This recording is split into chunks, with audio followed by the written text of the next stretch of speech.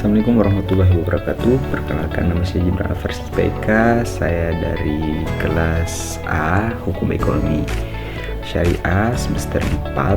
Jadi saya di sini ingin menjelaskan tentang penarikan pajak. Jadi penarikan pajak adalah proses pengumpulan dana oleh pemerintah dari individu dan perusahaan untuk membiayai pengeluaran publik atau publik. Pajak dapat ditarik dari berbagai sumber termasuk pendapatan, properti, penjualan, dan lainnya. Jadi pajak yang ditarik oleh pemerintah digunakan untuk membiayai layanan publik seperti pendidikan, kesehatan, infrastruktur, dan keamanan. Jadi tidak serta-merta pajak yang kita berikan itu hanya digunakan kepentingan oleh pemerintah, tetapi ada kepentingan negara yang digunakan dari pajak tersebut. Jadi mengenai penarikan pajak ada beberapa jenis pajak yang umumnya ditarik oleh pemerintah. Yang pertama itu pajak penghasilan atau income tax. Jadi yang dimana pajak yang ditarik dari pendapatan individu dan perusahaan berdasarkan tingkat penghasilan yang diterima.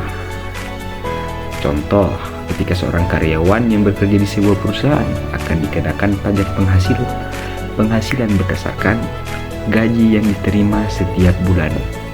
Pajak ini biasanya dipotong langsung oleh perusahaan dan disetor ke pemerintah. Yang kedua, pajak pertambahan nilai atau PPN atau Value Added Tax, VAT. Jadi pajak ini adalah pajak yang dikenakan pada nilai tambah suatu produk atau jasa setiap tahap produk dan distribusi. Contoh, ketika seorang membeli suatu produk elektronik, harga barang tersebut sudah termasuk pajak pertambahan nilai. Misalnya, jika harga produk adalah $100 dan tarif pajak VAT atau PPN adalah 10% dari 10%, maka total yang harus dibayar termasuk pajak adalah 110. Jadi ada pertambahan nilai di situ tambah 10%. Kemudian pajak yang ketiga itu pajak properti atau property tax. Pajak yang dikenakan pada nilai properti yang dimiliki individu atau perusahaan. Contoh, jika seorang pemilik rumah akan dikenakan pajak properti berdasarkan nilai properti yang dimilikinya.